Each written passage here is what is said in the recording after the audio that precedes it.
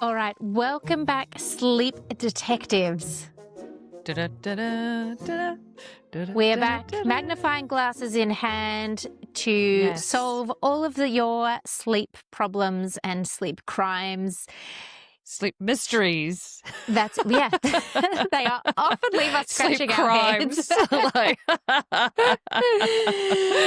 Definitely feels like that at 3 a.m., I can tell you. All right, should we just dive in? Let's do it. Let's get into it. I got this lovely message from Beth saying, "Hi, Sally, love your podcast and have found it so helpful. I have a question if I was wondering if you could cover in a Sleep Detectives Q&A maybe.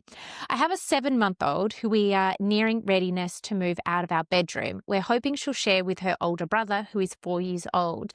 Do you recommend she goes into her own room first, and if so, until what age? If we can't rearrange to facilitate this, what guidance would you give for the move?" They go to bed at similar times. She goes at 6:45 and him at 7. And he usually has several stories in his bedroom as he winds down. This would almost certainly disturb her. Would love any advice. Thanks so much for all you do, Beth. I giggled just then reading that because I thought I can just imagine a sassy 7-month-old being like, "Excuse me, this reading is disturbing my peace." Yeah, that would have been one of my babies. Like, no. Yeah, totally. But you might be the best one to answer this because I have babies in their own rooms. As in like my own. And when I have tried, I am not the mother for it. I don't have the patience for this exact reason of like the disturbance. But I do see the merit, and sometimes logistically we need to. So I guess first question, would you move this baby into their own room originally or just dive straight in? 7 months old. Oh, look, I'm in the camp of if there's a room for your baby to go into, then I would absolutely move them into their own room first. Yeah. Just to sort of, take the stress out of, what's coming up, 8, 9, 10 months when they're standing in the cot and you're going to have to sort of, not you're going to, but there's a really high chance you're going to have to do some resettling at that point in time. And even if you've got the most amazing sleeper on the cuts, I think it just released some of that pressure of, my gosh, I've got to get you back off to sleep. You're going to wake your brother, which, there is merit in the idea of like the earlier you put them in together, the easier it is. However, a lot of families that I work with want to move their babies into rooms with toddlers or siblings because they want to keep a room available for guests that might come to stay. Or maybe it's the home office or whatever and so forth, which, yes, they all have their place and so forth. But if that's the case, and I try and sort of encourage families to think about your guests might only come and stay once in a blue moon, but you've got your baby there that could potentially have that room the majority of the time, and then when the guests come, they just move in with the sibling at that point. I don't know if that's making sense. I would if they've got an opportunity to have their own room, I'd make sure everything's nice and schmick and smooth, get through some of those regressions that might be cropping up, and then maybe transition to a room together once they're a little bit older. The first thing I always think is, are there any sleep issues we need to iron out first? I would never do that as part of the move, that maybe that this will be the fix, having someone, and not, this isn't implied in this particular question, but that does sometimes come up of, I really want to get them out of my room, but we've still got X amount of wakings overnight or a 5 a.m. start or just things not tidy. And then it's not going to improve once we add another child into the mix generally. So even if you then moved baby into their own room to fix the problems, maybe do a little bit of sleep training, a little bit of nap training, and then once you're like, okay, I feel rock solid in this and my mother-in-law's about to arrive and she needs a room, great, then you can make the transition if and when you're ready, but definitely not if there's still sleep issues. Yep, I agree. I think this family's in a great position where there's an option. So yeah. If there was no other option and you wanted to get your little one out of the room, so this is just a sideways thought bubble, if you're room sharing with your 7-month-old and the only other option is to go into the bedroom with the 4-year-old, then what we would typically do is if we needed to do work, then we would move the baby into the room and then the toddler would move out for a couple of days. Yes. For a couple of days while we sort of do a little bit of the sleep work to get things back on track. Yeah. And then we would move them in together and work on it that way. But that's a sideways. That's a different question, I guess. No, but I like a sideways bubble. And I think also whenever you're putting anyone in the same room together, you also have to have realistic expectations that there is a transitional phase often. That's what I personally can't get through. I'm like, just go to sleep. Where there's tomfoolery, there is a bit of disturbance. It's he's keeping me up, she's keeping me up, or maybe one is a bit more of an early riser than the other, and you essentially just need to ride it out and know that, okay, there is a chance that they wake each other up. And you almost need to look at it like twins where, well, we better do it, if we treat them as one and we just resettle the same way, then they will adjust and increasingly learn to sleep through the blips that each other have. But some realistic expectations always goes hand in hand. Well, I think it's really incredible how siblings can sleep through so much. It's when wild, they're room sharing. Yeah, like I'm always blown away. Because I set realistic expectations for my family. It's like they all know I don't sugarcoat things. I'm like, this could go absolutely tits up, like overnight, and like we have to come up with a rock solid plan of like how we're going to tackle a response to both children waking. But maybe the 7-month-old has woken overnight. There has to be some resettling. They've gone in and then, and like it's been full blown, but the toddler hasn't woken. And the 4-year-old has just snored on. Yeah, absolutely. Yeah. So it's, it's interesting. So don't be worried. I think that the key is not to be worried about room sharing, but if you've got options, I would avoid it. Bec's true colours are now showing. So funny. Just call a spade, Bec. You wouldn't do it if you didn't have to. You're more like me. Yeah. All right.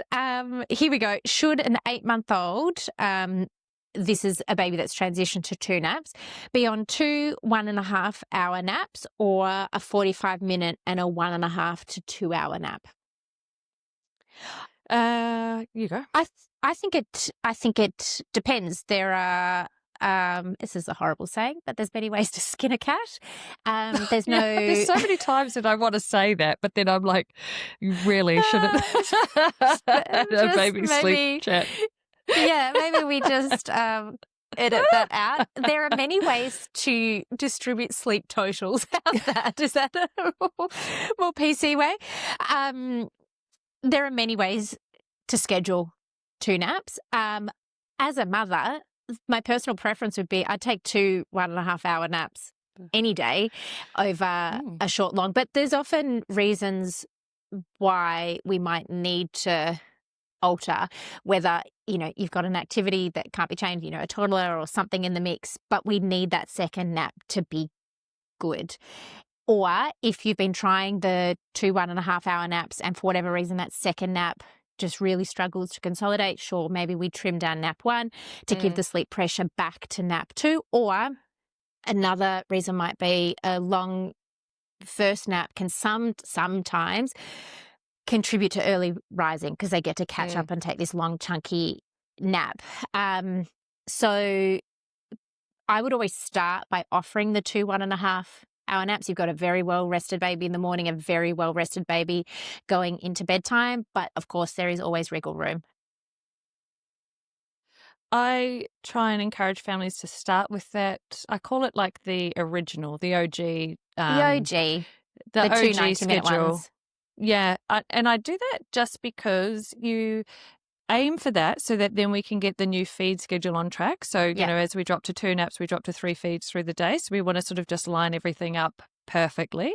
Yep. But typically what will happen is your little one will tell you what they prefer. And so you'll get really clear signs of, okay, they might take that 90-minute, like you were saying, 90 minutes in the morning, but then they're like, it's a dud 40-minute nap in the afternoon. Yes. In which Yep. case it tells you very clearly we need to cap nap 1. Yep. So to Can I just preserve jump nap in 2. there, though? I wouldn't do that just if it happens once. Oh, Like, no, I no, don't no. just This would take be, this is like yeah. we need a recurring pattern to emerge Exactly. here. Yeah, I'm glad you said that. But then there's also, if you've got siblings and so forth that are in the mix, you might have to just sort of manipulate your day to have a 45-minute nap in the morning. Yep. So get onto the schedule first using the 2 90 minutes, then manipulate your day with the scheduling and so forth, and then stay steady with that. Get the Do lay of not the land float. first. Yeah, 100%. You do not want to be floating between different types of schedules through the day. No. You want to avoid that. And also, I would want to avoid the mental load of like on Tuesdays and Fridays and Saturdays we do this, and then I have to do this week. No, we just do one or the other. Okay, this was a question on Spotify to one of our previous Sleep Detectives questions. Says, hello, our family always gets up at 6 a.m. for a walk together. That sounds so lovely. Oh, that's nice. Bedtime is closer to 7:30 as it gives my husband time with our little one. So at best, it's 11 hours overnight. Should I be adding an hour more during the day, or is it okay she always has a little less night sleep each night? Now, the only thing that's missing is that I'm not sure how old this baby is. I think if I'm putting the pieces of the puzzle together right, I'm going to say 7 months, 6 or 7 months. I'm okay with it families can do sleep Whatever. however they like. Like Yeah. at the end of the day, if you really love getting up at 6 o'clock and you're really enjoying your time as a family and it really works for you and your baby is sleeping 11 hours overnight and everything is hunky-dory, then absolutely. Like that's so totally cool. I I'm would with you. still keep the naps as we would, 3 naps. They're totaling sort of closer to 3.5 hours through the day.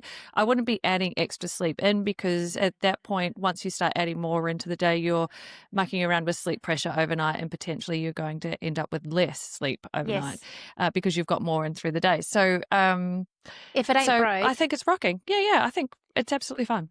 Absolutely fine. Yeah, I'm the same. If you had big sleep issues, or if that first nap was ending up becoming really early and then 6 a.m. became 5:45, which became 5, and it kind of all did a bit of a backslide, then we'd regroup and try and get to a later start. But no, I'm with you. If it ain't broke, enjoy it. And you got to make it work for you and your family. If that's the way that your partner or the other parent can see your baby, then that's really important as well.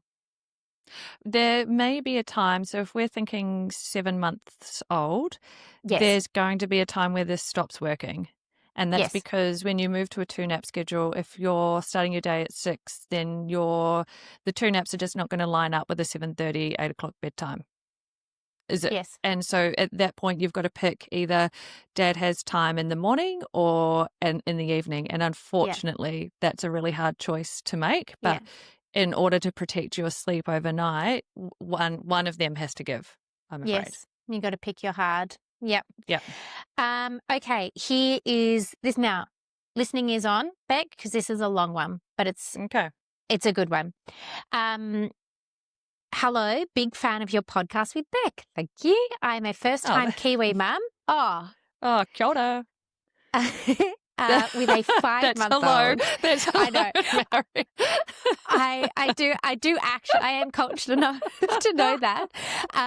But I was reading the message at the same time, but I clearly can't multitask. I used to live in a building called Kiora. Oh, did you? Yes, and it was the most beautiful apartment I have ever seen in my life, and I miss it dearly. And if it wasn't for children and us outgrowing it, you would have had to drag me out of there kicking and screaming. Anyway, so 5-month-old baby. He's a hungry boy and trying to reduce some night feedings. He has been able to self-settle for bedtime and nap time since 4 months old, but struggles at night if I push back on a feed time. If he slept through the last night, for example, usual 12 a.m. feed, but he slept through until 1 a.m., then I try to hold out till 1 a.m. the next night. Oh, she's definitely been paying Yeah, attention to listening. the Yeah, pod. yeah. Love it. Use pick up, put down, and cot side settling to get the bedtime self-settling, but during the night, it really doesn't seem to be cutting the mustard. He's not going back to sleep, and I end up rocking him or holding him. I'm a bit scared of space soothing, but would that be what you suggest for the next approach, or just hold steady with what I'm doing? Would love your thoughts. Oh, and I'm following your 4-hour feed guide and then transferring to the night, so no doubt regarding feedings. Lizzie, you are an A+ listener. Yeah, There are so many things congratulations. that You're I doing an can amazing job. absolutely. And for a 5-month-old baby to sleep through till 1 a.m. for a feed, and yes, it's been tricky, but to organically go through till 1, and then I'm assuming back down until morning, fabulous. Yeah, so good. All of those little tweaks that you've taken from the pod are absolutely setting the stage for success. So I guess essentially the question is, why is it tricky to resettle versus feed? Am I interpreting Like, that right with a hands-on technique? yeah, why is it so tricky to resettle when we know that he's slept until 1 o'clock previously? Exactly. Yeah. And they've used pick up, put down, and cot side settling to get the bedtime looking so, as you would say, schmick. I think it can be tricky sometimes because our little ones start to become really accustomed to when they wake, they get fed.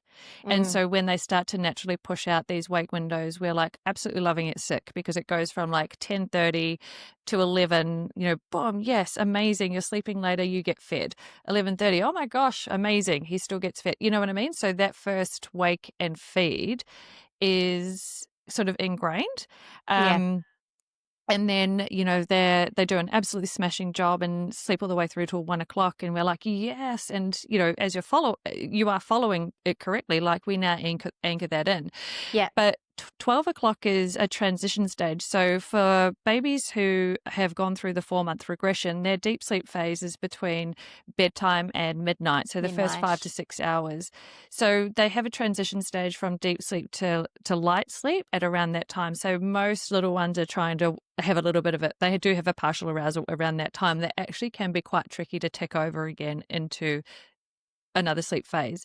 So that's why it sort of feels for a lot of families, well, that's amazing. Like I've got, 5 or 6 hours and then I'm just going to offer a feed and get back down. Yeah. But when you've had that feed go a little bit later and, he's had a great night where he slept till 1, that's why a resettle before 1 o'clock, like that 12 o'clock can be really quite tricky to get done easily because they're like, but 1, when I wake, you feed me, and two, I've now entered my fragile stage, and so now this is I'm a little really bit tricky fussier. for Like me. it's really hard, yeah. So those two factors are a big player in the resettle. And then I think if we throw in that it's tricky for parents in the middle of the night versus settling for the nap or even bedtime, when we're awake, we have capacity, and we know babies are tired. When we at midnight, like chances are you've already been asleep for a couple, like it feels harder. Yeah. Crying feels louder. A minute feels like 10 minutes. It just, everything feels a bit, and then that doubt starts to creep in. Like, what if they are really hungry? And maybe I'm doing sleep work through genuine, like, it's so easy for us to doubt ourselves in the middle of the night versus 7 p.m. when we're like, we've got this. So essentially what you're saying, Bec, is write it out. I'm saying those are the reasons why it's hard, and you will need to have really good resolve at that moment in time to get through it and to resettle with confidence, and to and just know that those are actual reasons. They're actual reasons, and you're just going to either resettle with assistance, rock, pat, hold, cuddle, all the way through until he goes back off to sleep and then feed the next one. Or if you feel like his skill set has really strengthened and developed and you want to do more of an in and out approach, go for it at that time. Yeah. And just follow through. That's where my head went. First of all, I am real life example of that fragile sleep cycle changeover. For almost one whole year, my second baby had a cry at about like 11:30, 11:40, which for him Mm. was, I used to, the way I framed it in my head was, oh, he's clunking through and this was Oh, a yeah. like slept all night, no notes kind of baby. But I would hear him every night for Mm. 30 seconds have a cry, particularly if he was overtired, just Mhm. by nature of being a second baby. But yeah, I just knew he was vocal during that sleep cycle changeover. It was just tricky for him. So Also, yeah. you go. And sorry, I've got a lot to say. I So, love it. oh God, I sound like I'm awful because I'm just waiting for you to finish so I can crack on with what I've got to say. But I You just get give me so the wrap it pumped up about signal. this. Well, yeah, well, like you can hear like, but also usually at this age, there's a lot of families are room sharing, Mm, as well. So mm. it gets harder and harder just to listen to the snuffling and the crying and the low grade sort of stuff. You just sort of want Yep. to end it pretty quickly so Nip it everyone in the can go bud. back off to sleep. Yeah, so I guess it's just so a couple of things, and that is that you don't want to start a resettle unless it's absolutely necessary. So Yep. if they're snuffling around, rolling around, low grade grizzling, low grade crying, they're just in the low grade zone. Yep. You are hands off. You're not even acknowledging. You're just letting them be, and then it's when they start to become a little bit more escalated that actually you start popping your technique into the mix or your assistance. And often that can be a great way of offering opportunity for your little one to actually use their own skill set, because it will Mm, either go one of two ways. Like if you're room sharing, and it goes to saying without room sharing as well, you just want to sort of listen, stop, wait and listen. What's mm. going on in that room? If they're low grade, stay out of the room because that's their opportunity. It's like learning to ride a bike. They need to learn, give them the bike, give them a chance to sort of ride. If you don't offer opportunities with the bike, they're never going to learn how to ride one.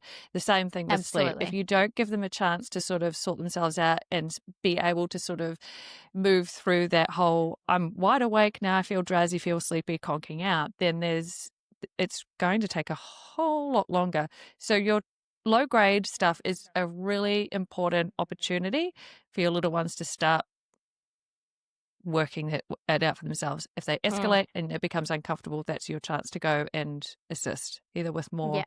intervention or a technique to reassure and respond. The other thing that I want to add to this is that, so this baby's been able to self-settle since 4 months, which is fabulous. It can be that what worked at 4 months has had a bit of a shelf life and is a bit too stimulating now at 5 months, particularly if it's Mm. hands-on, like pick up and put down. The transfer can sometimes become a little bit more elusive. Habits, things, they're just a bigger baby. They're a bigger baby, they're a savvier baby, they're an older baby. And what worked at 4 months beautifully can sometimes just no longer work. So it's not necessarily that time checks or the spaced intervals are definitely what you need to go and do. I think I would start with, I'm going to commit to the hands-on, what has been historically working until they go back to sleep. But I always encourage parents, does this feel productive? Mm. If you think this baby is crying more in my arms than perhaps if I just pop them down and went in every few minutes to just say night night, shh, shh, and see you later, then it's worth making the change. You don't have to do it just because it's the next iteration of settling and a technique. Mm. But if what you are currently doing is no longer productive, then yes, we can look to do something less stimulating just based on age. Yeah, exactly right. So, to move more into that, it could take you an hour and 20 minutes of rocking to get baby back Yes, off to and sleep. I think that's also something that doesn't get talked about perhaps enough. That it's not just it's not always just like a 10-minute resettle. Mm. Sometimes it's a lengthy resettle, but if that's the work. If you've got Yeah, everything that's the else word. lined up and you know that, it's not because of day feeds during the day or whatever, if we just take this purely at face value and know that this baby has great skills and can organically sleep through until 1 and 12 o'clock the next night comes around and you're wanting to keep that feed in the 1 and beyond, then it may not be 10 minutes. It may be an hour. Yeah, absolutely. And we need to normalize that. Yeah. Also, what you're going to find on the other side of that is maybe baby's awake at 12, you get them back off to sleep with rocking, holding, padding at 1:30. Mm-hmm. And then they're either going to wake up at 2:10 at the end of their sleep cycle, Mm. or they might push all the way through till 4:30. But It, what will it's tell you, so what will often is the happen? 4:30. Oh, Yeah. it's so often. And if it's a 4:30, and I've referred to this beforehand, if you've resettled them and it's taken an hour and 20 minutes or whatever, and they're finally back asleep, and then they don't wake till 4:30, they have told you that 12 o'clock was never a genuine hunger-related Mm. waking. That was an absolute Mm. resettle, and you did the right thing, and it was all hunky-dory. Because if they've gone back off to sleep at 1:30 and woken at 4:30, they have actually woken then at 2:10, Mm-hmm. 2:50, Mm-hmm. 3:30, And put 4:10, themselves back to sleep. and put themselves Yes. back off to sleep. So if they were genuinely, absolutely starving, they are not going to keep resettling themselves. They're going to be like, for goodness sake, I am telling you I am hungry and feed Yeah. me, right? So Do you it's remember just having those moments. I had this scenario, I said it on another episode, but it is worth bringing this story back because it is case in point, is that we had a 5-month-old baby and we had a two feed overnight plan. And that first feed, so dad's on overnight feeds whilst mum tries to get some sleep. And dad didn't check the time and thought it was a resettle, not a feed. And it literally took 4 minutes. And so went in, did a shush, shush, pat, pat, out he went, stumbled back to bed. And then that baby did not wake until the 4s. Wow. And Incredible. and it was purely by accident. But how incredible to see that. And Yeah. it's so much better when parents can they know what it feels like, they've done it, even if it's by accident, a very happy accident, rather than a sleep consultant on the other side of the phone or the other side of the screen saying, no, your baby can definitely go through till 4:30 because they showed you the night before and this is what you're going to do. You got to feel it sometimes, and have an experiment. A lot of baby sleep is trial and error. And I bet you babies surprise me constantly and their parents. It's that you've got to back yourself. You've got to back yourself in this moment. And green lights are what we're looking for. So 1 a.m. is a green light that, okay, cool, I can organically sleep all the way through to 1 o'clock. If baby wakes at 12, I know it's sort of like, well, what's the difference between an hour? But then 12 o'clock, then the following night might be 11:30. And then we're doing a sort of slippery slide. So take the green light, anchor that feed in, and then sort of, and then hold that so that you're doing the reset, moving forward, back yourself, back your baby. And you're doing this in an age appropriate way at 5 months. Oh, yeah, absolutely. Yeah. Absolutely. Yeah. So you will all know that Sally and I are not in the camp of let's just 12-week-old we ditch all feeds through the night. Like we are always working with our little one's ability and we bring feeds back in. We bring them in. But it's one of those things where if you're wanting to hold something, you've got to back yourself, you've got to back your baby, go for it. And it's usually just that first one and then that you'll breeze through the subsequent nights. Not only because you've seen your baby sleep so much longer, you'll be like, yes, exactly what Bec was saying. It wasn't genuine hunger. But also, sorry, you go. No. I was just going to say, and also it may not look amazing. You know what I mean? Like it may not look like that night when you were like, oh my gosh, it's doing like blah, blah, blah, blah. The following night, though. Yes. The following night is when you see the magic happen. So then, okay, so you were doing a full hour and a half resettle at, from midnight onwards. And then, the next night they don't wake until 2 o'clock. You know what I mean? So it's like, and it's like like the effort that you've put in, your hard work that you've put in, your future self is loving you for it. Yeah. Yep. I love that. I have another question. Maybe we use this to wrap up today's episode, because I think I'm really interested in your take on this, Bec. And this came through one of my question boxes and is quite a new one, a unique one. And I suspect a lot of listeners may have felt like this at some point. So the question says, I have tried a few sleep consultants and sleep school. Is it possible my bub may not be able to self-settle? I know I felt almost defeated for them, because they've clearly tried and outsourced and, you know, done all the things that we say to do, which is to reach out for help and invested time in this. Let's both answer. Maybe we say it at the same time. Is it possible? No. How do I frame the question? Do you think a baby can just not, like an otherwise healthy baby can just not be able to self-settle? 3, 2, 1. No. No. Absolutely not. There is hope. Agree. Oh my goodness. I just want to reach through my phone and be like, let me do it. Yeah. Pick me. I'll show you. Yeah.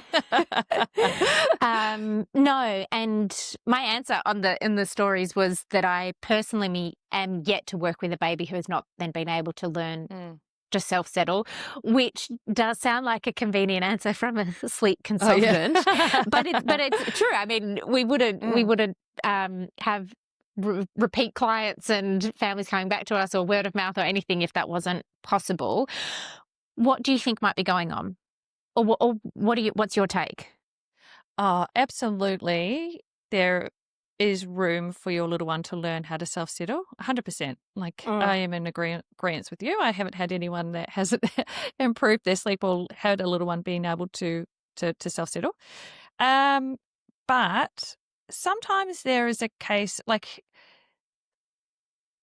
gosh, I want this to come out in a really nice, gentle way. Sometimes there is a readiness for change that isn't quite nailed right at the beginning, you know? So it becomes, you see other families that have got little ones that are sleeping beautifully and babies that are, you know, on great schedules and, you know, they're self-settling and, you know, having, you know, 1 or 2, you know, they're doing an amazing job and, you know, that's Sarah down the road. And we really want that for ourselves. And so we reach out for help, but perhaps actually we're not ready to hear the information that comes our way in terms of, so this is how you might do it. So I'm saying this in a really loving way, that actually sometimes we need to get to a point where we're like, we actually cannot go any further the way things are.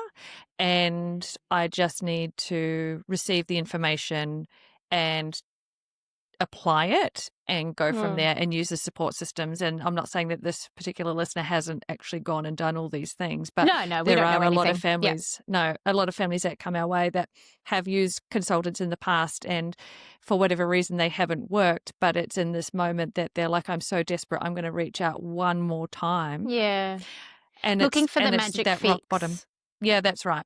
And It's really hard. And if we could wave the magic wand of this schedule will do it, this bottle volume will fix it, this sleeping bag will be the answer, the hard work is usually what needs to happen. I have a slightly different. I'm in agreement, as in that's a common, common enough scenario where the goal is here, but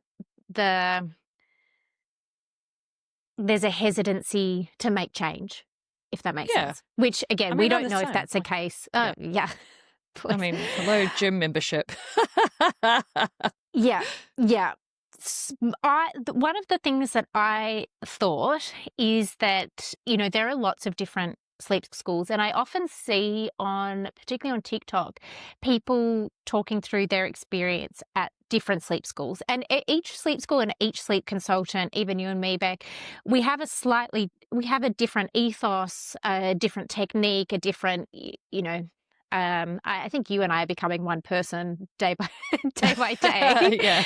But some of the things or even when I've worked with clients who did go to a sleep school and then we worked together, I think that there is that they often use techniques that don't work for every baby. There is often this, and we've talked about this before. We did an episode ages ago about are we gentle, and sort of how that word rubs us up Makes the us wrong way a uncomfortable. little bit. Yeah. Mm-hmm. And so when I've often watched these, which, and again, like I'm purely speculating here, but this is something I often see, is that people are scared of sleep training in its traditional form. I'm not talking about cry it out, put a baby in the cot and don't go back in until 7 a.m. I'm talking about using a FERBA, a modified FERBA, responsive, time-checked intervals, whatever you want to call it. And I'm not saying that's the holy grail. There are lots of other things, but a lot of sleep consultants won't do that. A lot of sleep schools will be about picking up, putting Yes, down, I see where you're going. shushing, patting. And so if you have tried different variations on a theme, even with the best schedule, the best environment, the right sleeping bag, it cannot work. And as your baby gets older and older and older, all of those approaches become more and more stimulating, and you are left with a heavy baby with a big set of lungs, and it all feels too hard. And that is something that I commonly see. That is a really great take. Yeah. Oh, thank you. If it works like it obviously works for some families, but it's not that you are doing this wrong or that your baby can't learn to self-settle. It's that people are scared of sleep training, which is an evidence-based approach using a timed check out of the room technique.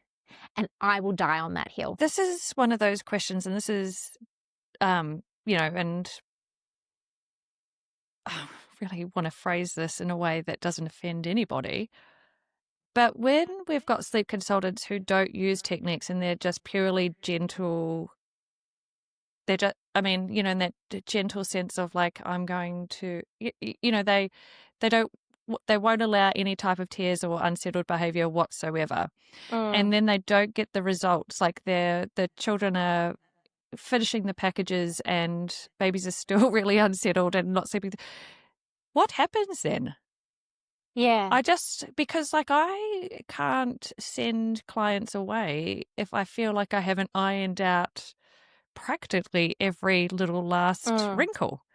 And so if like I just like what happens? Maybe we discussed this on the other episode, but if I knew that I had many clients sort of feeling like they're leaving my package or program and not getting the results that they desired, then I'd be thinking I need to sort of change something. Yeah. And I think that, when we go down the more traditional sleep training technique, that's also where a lot of shame starts to come in, shame from other parents, shame from other sleep consultants. We can all be scared off from doing it, but my goodness, does it have a place in fixing baby sleep issues, particularly for the babies where you have tried everything, but have you tried sleep training? Well, this is right, yeah. Yeah. And so that's where and maybe this family has, I'm not sure.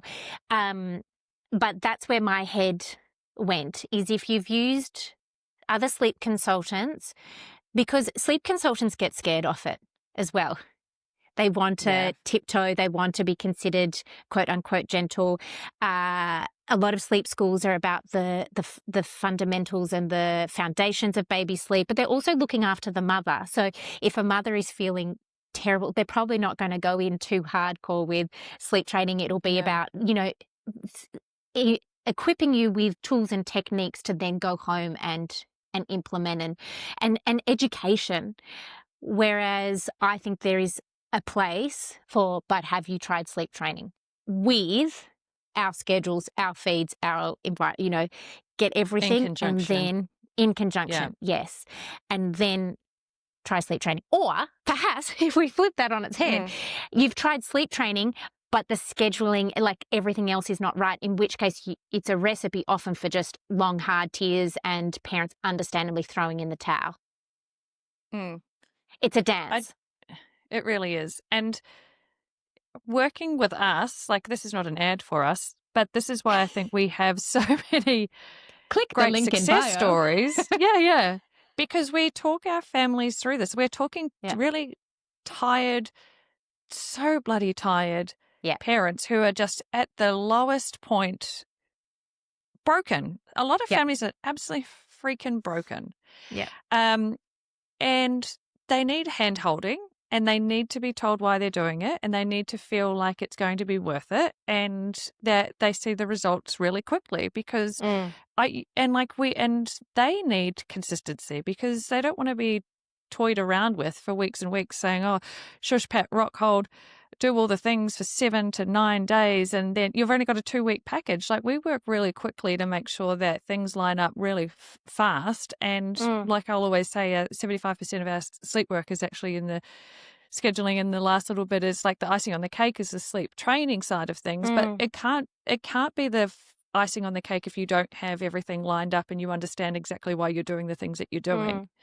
And so that's where, if you're doing sleep packages and online, you've joined things online and you're not really getting a good crack at understanding the why, it can be really hard to follow through. Yes, the why is really important, and that's where the coaching aspect comes in.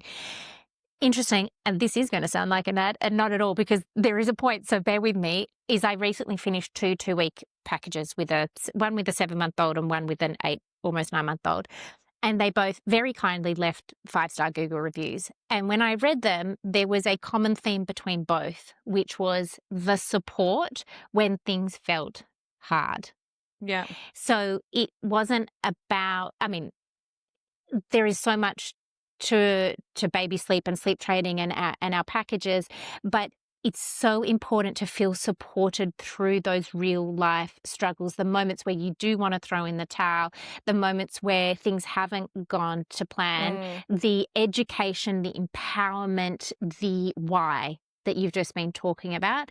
That is such a huge part of our job. And this is why we have this podcast. Hopefully there's a whole lot of why, even just in these episodes, to say, yes, this is really hard. But also, in this, if my take was correct, let's say, and they've been trying lots of quote unquote gentle, this is why it may not have worked.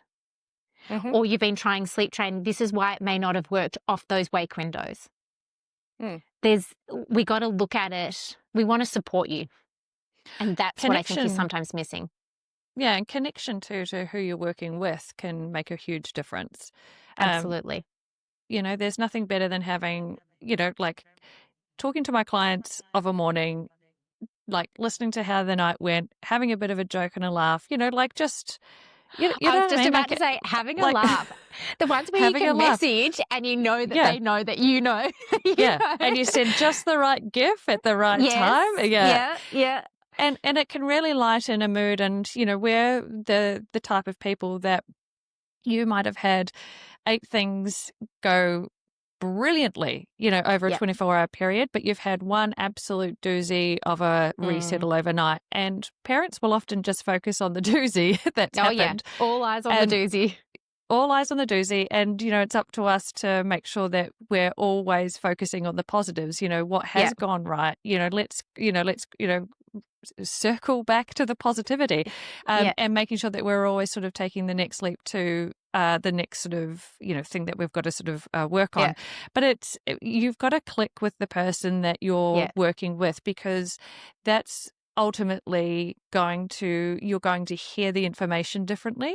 You're going to respect the information, and you're going to want to start implementing it, because you want to make sure that when you're talking to your consultant or messaging them or whatever it might be, that you're showing up. You're showing up, and everyone is a team. It's the personal trainer there at 5 a.m. when you're like, oh my goodness, totally. I have to turn up. Yeah.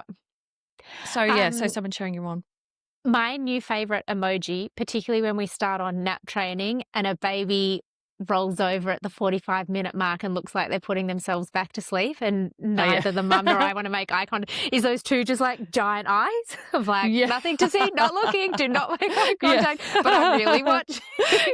That's like, don't I love move, sending don't move. one of those at 1:15 p.m. I'm like, whoop. I know, it's so good. So well, good. hopefully, we could almost do a whole episode on that sort of topic alone, because there's so many theories and angles and takes. I think fundamentally you and I both, it's a absolutely, can a baby learn to self? It is a teachable skill, and I think that's something, a nuance that is often missed even by other sleep consultants and sleep schools, is it sometimes needs to be taught, not just let it unfold. With hopes and wishes, that some hard work is often required. We may have missed the mark completely and just totally in that message, so feel free. We might have totally like girls. Yeah, hang on. Yeah, that's really serious. Hang up the cats. You're done with this. You got no idea what you're talking about. But yes, if you are feeling like that and it's feeling a bit doom and gloom and despair, we are here to help in any capacity, even just by answering that question. Hopefully there's some solidarity and some hope, because absolutely, can a baby learn to self-settle? Yep, I agree. Excellent. All right. I think that's us for Nap Trap. Oh, no, wrong episode. We're on the sleep detective train. Sleep detectives. Remember, we're solving all mysteries today. Oh, yeah, these crimes. I'm giving up. I've sold enough crimes. We need another coffee. Yeah, definitely. We will see you on the next episode of Sleep Detectives. Bye. See ya. Bye.